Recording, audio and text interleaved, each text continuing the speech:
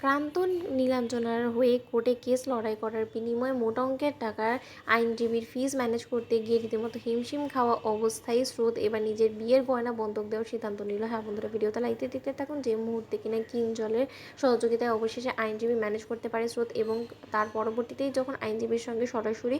স্রোতের কথা হয় এবং স্রোত বলতে থাকে যে আপনাকে কে আসলে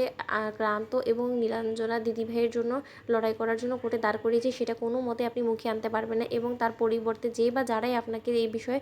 যোগ জিজ্ঞাসা করুক না কেন আপনি কোনো মতে তাদের কাছে আমার নামটা অন্তত বলবেন না। ঠিক সেই মুহূর্তে সে আইনজীবী বলতে থাকে সে সব কিছু না হয়ে যাবে, আমি আমার মুখও বন্ধ রাখলাম, কিন্তু তার বিনিময়ে অবশ্যই আপনাকে মোটা অঙ্কের টাকার ফিসটা আমার ম্যানেজ করে দিতে হবে, এবং আপনি আমার ফিসটা তো প্রথমে শুনে নিন। ঠিক সেই মুহূর্তে যখন সেই আইনজীবী নিজের ফিসটা বলে তার পরিবর্তে স্রোতের বড় রকমের একটা ধাক্কা লাগে, এবং স্রোত বলতে থাকে যে কোনো মতে কি কিছুটা আমাকে একটু স্পেয়ার করা যায় না, কিছুটা কম কি রাখা যায় না। ঠিক সেই মুহূর্তে আইনজীবী হাসতে থাকে এবং বলতে থাকে যে শুনুন ম্যাডাম, আপনি যে দুজন মানুষের হয়ে আমাকে কোর্টে কেস লড়াই করার জন্য দাঁড় করাতে চাইছেন না, সেই দুজন মানুষগুলোকে দাগিয়ে একটা আসামি, এবং নীলাঞ্জনা দেবীর কথা যদি আমি প্রথমে বলি তাহলে তারও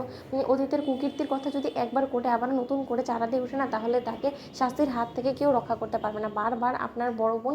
ওনাকে বাঁচিয়ে নিল, এই যাত্রায় কোনো মতে উনি বাঁচতে পারবেন না, সেটা আপনি নিশ্চিত থাকুন, কিন্তু শুধুমাত্র ওনাকে আড়াল করতে হলে আমাকে অনেক কাঠখড় পোড়াতে হবে, এবং আমার বিলাভড ফ্রেন্ডের বিরুদ্ধে আমাকে অনেকভাবে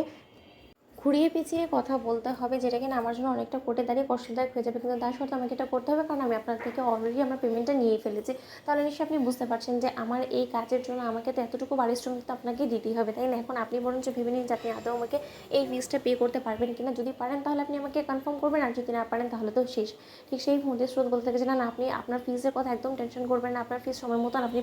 পেয়ে যাবেন, কিন্তু তার পরিবর্তে আমি আপনাকে বলছি যে করেই হোক না কেন আমার মেজদি ভাই এবং ক্রান্তি ভাইয়ের যাতে বের হয়ে যায় সেদিন, এবং তারা যাতে বেকসুর কাল আসবে কোর্ট থেকে বেরোতে পারে, সেই দিকটা আপনাকেই খেয়াল রাখতে হবে। অন্যদিকে অ্যাডভোকেট বলতে থাকে যে দেখুন ম্যাডাম, এই চেয়ারে বসেছে অনেকটা সময় হয়েছে, এবং এখানে দাঁড়িয়ে আমি আমার অভিজ্ঞতা থেকে বলতে পারি এটা আমার জন্য একটা চ্যালেঞ্জিং কেস হবে, কিন্তু তার সত্ত্বেও অসম্ভব কোনো কিছুই না, আমি আমার মতো করে সর্বোচ্চ চেষ্টা চালিয়ে যাবো তাদেরকে বের করিয়ে আনার জন্য। ঠিক সেই মুহূর্তে স্রোতকে কিঞ্জল বলতে থাকে যে এতগুলো টাকা তুই কোথা থেকে ম্যানেজ করবি স্রোত বলতে। ঠিক সেই মুহূর্তে স্রোত বলতে থাকে যে আমি কোথা থেকে ম্যানেজ করবো সেটা তোর বুঝে তো কোনো লাভ নেই, তার মূলত ফিস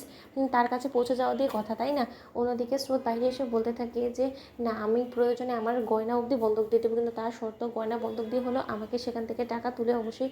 প্রথমে এই অ্যাডভোকেটের মুখ বন্ধ করতে হবে, নতুবা সে কোনো মতেই হয়তোবা সময় মতন সেই কোর্টে গিয়ে সেদিন হাজির হবে না, এবং এতে করে আমার মেজদি ভাই এবং ক্রান্তি ভাই বিপদে পড়ে যেতে পারে, এবং ওদের বিপদেও সেরকম কোনো কিছু আমি চাইবো না, এবং তার জন্য সার্থকের কাছ থেকে আড়াল করে হলো আমাকে যে কোনো মূল্যেই হোক না কেন গয়নাটাকে বন্ধক দেওয়ার জন্য গয়নার দোকানে ছুটে যেতেই হবে। আজ বিকেলের মধ্যেই সেই কাজটা আমাকে সেরে ফেলতে হবে, সেটা